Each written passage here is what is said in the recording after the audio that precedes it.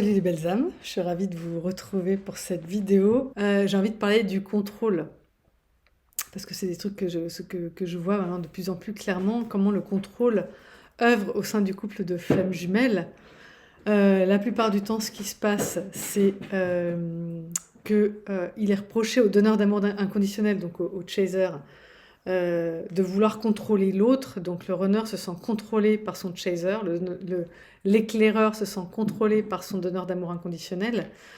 Et de l'autre côté, ça ne se joue pas de la même façon. Le chaser souffre de la fuite de son runner, mais en fait, voilà, il y a un autre truc qui se trame derrière. Donc il y a du contrôle des deux côtés, mais je vais expliquer comment, pourquoi. Selon moi, hein, encore une fois, c'est ma perception, ma lecture du parcours. Vous n'êtes pas obligé d'être d'accord. Et c'est intéressant, quand vous n'êtes pas d'accord, de me dire pourquoi vous n'êtes pas d'accord dans les commentaires. Ça me va toujours, ok? Donc le chaser, pardon, donc le donneur d'amour inconditionnel, il est accusé de contrôler l'autre, ok? Ce qui n'est pas faux, hein. C'est pas son intention, mais c'est comme ça que l'autre le vit, parce que tu devrais faire ci, tu devrais faire ça, il donne des conseils, et pour le runner, c'est comme d'exercer une forme de contrôle sur lui. Il lui donne des conseils, qui ne sont pas toujours, comment dire, c'est pas qu'ils sont pas justifiés, c'est qu'ils sont pas demandés, ils sont pas requis. Quand on donne des conseils à quelqu'un qui ne veut pas de conseils, c'est pas souvent très bien pris. Voilà. Donc c'est ce qui se passe. Parfois, donc le donneur d'amour inconditionnel, chaser, donne des conseils à son runner, qui déjà souffre d'une blessure touchant à son être. Ok, donc lui, c'est que ça lui fait comprendre quoi? Qu'il n'est pas assez bien pour son chaser, pour son donneur d'amour inconditionnel. Et c'est déjà quelqu'un qu'il admire. Voilà, les chasers n'ont pas toujours conscience, mais en général, le runner, l'éclaireur, aime son chaser et l'admire beaucoup. Mais le chaser, il ne le sent pas, ça, parce qu'il voit que son côté fuyant. Et du coup, qu'est-ce qu'il fait? En réponse, il en fait des caisses en plus. Donc déjà que le runner ne se sentait pas toujours à la hauteur de son chaser, donc l'éclaireur ne se sentait pas toujours à la hauteur de son donneur d'amour inconditionnel. Et en plus, face à la fuite de son éclaireur, le donneur d'amour inconditionnel en fait encore plus. Donc essaye de briller encore plus aux yeux de son éclaireur. Donc ça déstabilise la balance côté éclaireur encore plus. Il se sentait un peu en dessous, et plus on en fait des caisses, et plus il se sent en dessous. Donc lui, ça appuie sur sa blessure de « je suis pas assez », je suis pas une bonne personne, je suis pas assez bien. Cette blessure qui est liée à la honte, hein, de pas être assez bien, de pas être une bonne personne. Donc ça ne fait qu'accentuer ça. Et le contrôle qu'exerce le chaser par-dessus sur son éclaireur renforce encore plus ce processus. Donc ça fait beaucoup à encaisser pour l'éclaireur. Ces deux comportements cumulés, ça fait plonger le runner au fond d'une cuve de t'es pas du tout à la hauteur de cette personne. Elle te le fait comprendre par ses actes, c'est-à-dire en étant la personne vertueuse qu'elle est quelque part, hein, en étant la personne qui assure, qui fait son taf, qui travaille sur elle, voilà, peu importe. Et deux, en lui faisant des remarques. Donc en te faisant des remarques, elle te fait sentir, elle te fait croire, ou elle te fait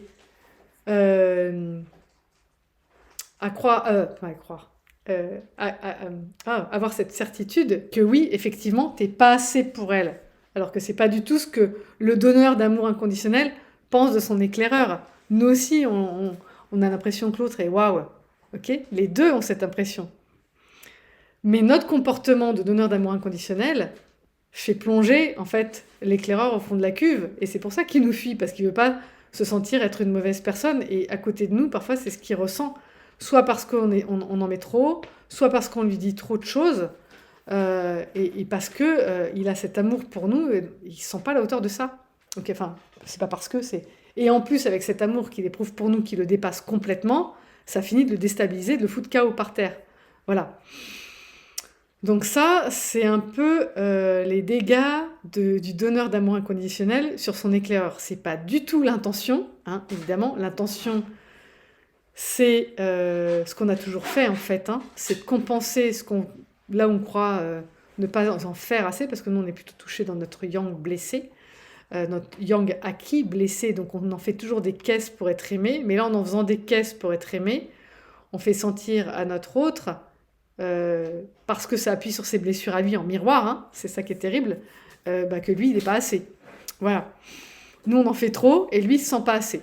Voilà comment notre culpabilité influe sur sa honte. Voilà.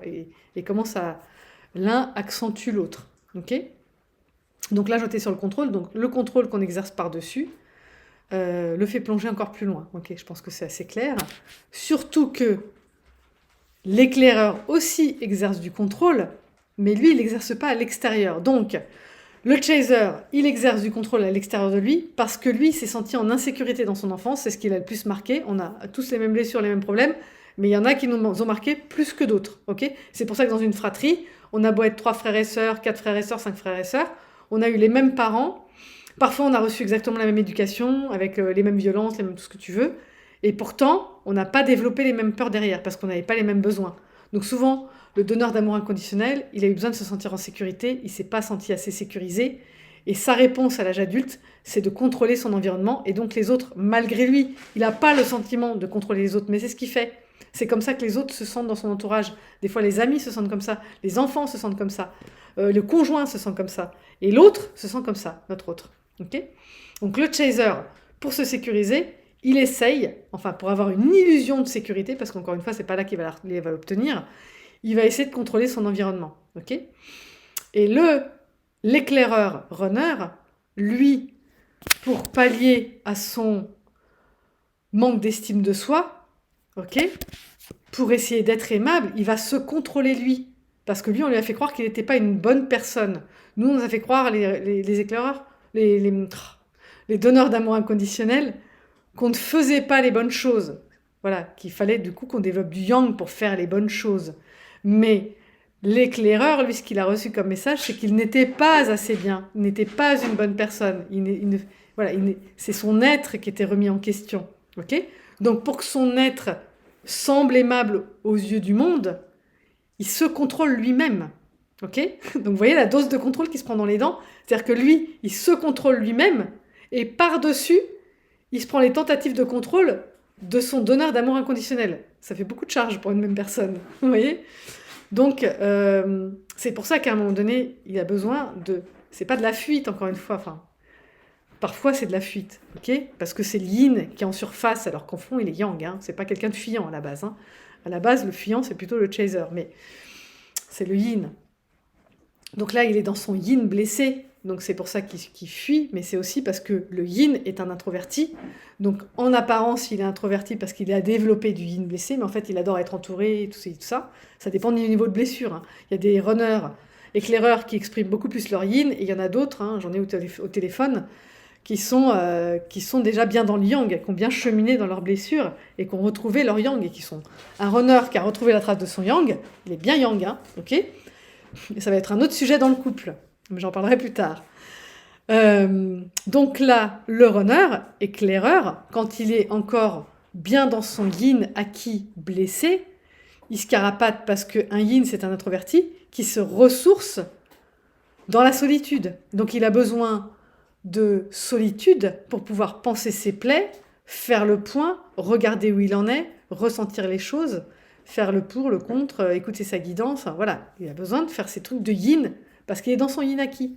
Okay, donc c'est aussi un mécanisme de protection. Mais c'est pas forcément de la fuite, c'est du repli sur soi. Voilà, je me replie, un peu comme quand on est en guerre, quoi. C'est pas une super bonne image, mais parfois il y a des phases de repli, parce qu'on a besoin de s'alimenter, on a besoin d'attendre les munitions, on a besoin... Même si c'est vraiment une image qui vaut ce qu'elle vaut, hein, d'accord. Elle m'arrive comme ça, c'est pas prévu.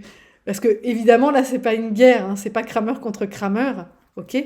Mais voilà, on a besoin de se ressourcer. Et le runner, quand il est dans son yin blessé, il a besoin de se ressourcer en solo, ok. Là où le chaser, donneur d'amour inconditionnel, lui, se ressource au contact, parce qu'il est dans son yang blessé, acquis, d'accord. Et le yang, c'est un extraverti, donc il a besoin des autres pour se ressourcer. Mais quand, et c'est ça aussi où ça bascule, hein, quand le chaser retrouve la trace de son yin inné, il se rend compte qu'en fait, il se ressource beaucoup mieux quand il est tout seul.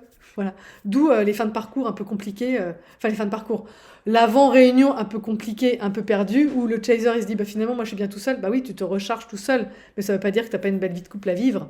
Okay, donc, il y a vraiment ce truc, j'en ai parlé dans le grand switch, hein, donc je vais pas le redire là. Là, vraiment, l'objet, c'est... le le contrôle. Ok, donc les deux font preuve de contrôle, sauf que le chaser, il contrôle à l'extérieur et le runner, il contrôle à l'intérieur. Ok, donc ce que je voulais dire, c'est que vraiment, ça fait beaucoup de contrôle sur le dos de l'éclaireur, qui a déjà un manque de confiance en lui, un manque d'estime de soi. Ça ne l'aide pas du tout. Donc tant que le chaser agit à partir de ses blessures, le donneur d'amour inconditionnel, qu'il n'est pas encore trop en fait, qui est encore chaser, donc il court après son autre, qui lui demande des choses et qui est un peu dans l'exigence parce que il attend de son autre qu'il le mette en sécurité, ce qu'il fera puisque c'est un protecteur, mais il le fera quand il sera dans son yang guéri, dans son yang inné, ok. Donc vouloir le faire aller plus vite que la musique, c'est pas la peine. Et dans l'intervalle, le donneur d'amour inconditionnel chaser va apprendre à se sécuriser par lui-même. C'est ce que j'enseigne entre guillemets, c'est ce que je transmets au travers de mon protocole, cette capacité à se protéger soi-même et à se protéger avec sa relation au divin. Le meilleur protecteur qu'on pourra jamais avoir, c'est le divin. C'est pas quelqu'un d'incarné, encore une fois, d'accord ? Donc chacun a cheminé avec son contrôle. Donc le donneur d'amour inconditionnel, il faut qu'il arrête de contrôler son environnement pour se sentir en sécurité. Il se met en sécurité en ayant la bonne posture, en sachant poser ses limites, en sachant se protéger et en se mettant sous la protection du divin. L'éclaireur protecteur, lui, il faut qu'il arrête de se contrôler, qu'il s'accepte tel qu'il est, qu'il apprenne à s'aimer tel qu'il est, à guérir ses blessures qui lui font croire qu'il est une mauvaise personne alors qu'il n'a jamais été une mauvaise personne, c'est quelqu'un de lumineux, c'est quelqu'un de très beau, d'accord ? Et il a à apprendre à ça, donc à arrêter de se contrôler lui-même pour exprimer qui il est, exprimer son amour quand il aime, exprimer son désaccord quand il est en désaccord, se prioriser, sortir d'un couple dysfonctionnel, abusif parfois pour lui, pour aller vers le véritable amour parce qu'il y a le droit, parce que oui, il mérite, il y a le droit, parce que non, c'est pas une mauvaise personne. Donc voilà, quand il arrête de se contrôler, il peut enfin aller vers sa plus belle vie. Tant qu'il se contrôle, il s'oblige à rester dans un couple dysfonctionnel, il s'oblige à se sacrifier pour ses enfants, il s'oblige à faire des choses qui ne sont pas du tout OK. Ça rend fou son donneur d'amour inconditionnel qui dit « Mais je comprends pas, Delphine, pourquoi il reste dans son couple ? Ça se voit que sa femme le manipule, ça se voit qu'elle est pervers narcissique, il dit ses enfants, machin, bidule. » Bah oui, sauf que là, il est dans la phase où il se contrôle lui-même. Il pense qu'il n'est pas une bonne personne. Donc il fait tout pour essayer d'être la meilleure version de lui-même. Il se surcontrôle et ça l'empêche de ressentir qu'on lui fait du mal. Ça l'empêche de ressentir que ce qu'il ressent est légitime. Il ne sait pas que ce qu'il ressent est légitime parce qu'on lui a toujours dit que c'était pas OK. Tu pleures, tu devrais pas pleurer. T'es triste, tu devrais être heureux. Donc comment il peut faire confiance à sa guidance intérieure, à ses émotions, alors qu'on les a toujours désavouées ? Ça marche pas. C'est pour ça que quand chacune des polarités est dans le contrôle, on ne peut pas cheminer ensemble, voilà, parce qu'aucune n'est juste avec elle-même. Voilà. Donc c'est important de dépasser ce besoin de contrôle des deux côtés, qui est relié à une peur des deux côtés, qui est relié à des blessures d'enfants des deux côtés. Voilà, c'est ce que je voulais dire. Je pense que ce sera assez clair. Sinon, si vous avez des questions, je compléterai avec une autre vidéo. Voilà. Donc cheminez bien avec ça. Si vous voulez des éclairages, y voir plus clair sur vos blessures d'enfant, voir comment elles vibrent aujourd'hui, comment elles vous empêchent d'avoir l'abondance, de l'amour dans votre vie, qu'elles vous empêchent, elles vous font vibrer du « j'ai pas le droit à l'amour » par exemple, ou « je suis pas protégée », que vous continuez d'être dans des situations abusives, avec des pervers narcissiques, avec de la violence, avec du harcèlement au travail, des choses comme ça. Sortir de l'ornière, de l'angle mort psychologique, vous pouvez me contacter à amjumelfj@gmail.com. Vous recevez un mail automatique avec des liens pour prendre rendez-vous. Puis il y a d'autres gens sur la toile aussi qui peuvent vous aider si vous avez plus de vibrations avec d'autres gens sur la toile. Je fais un petit clin d'œil, un petit coucou parce que j'ai eu des couples là récemment et c'est vrai que c'était chouette de pouvoir d'avoir les deux polarités, soit ensemble, soit séparément au téléphone. C'est chouette de pouvoir aider chaque polarité en fait à cheminer sur son chemin. Et j'ai pas dit chacun l'un vers l'autre, non, c'est sur son chemin avant qu'ils puissent cheminer l'un vers l'autre. Voilà, donc je vous fais un petit coucou, une grosse bise et voilà, chacun d'entre vous cheminez bien. Je vous embrasse et je vous dis à bientôt pour la prochaine capsule. Bye bye.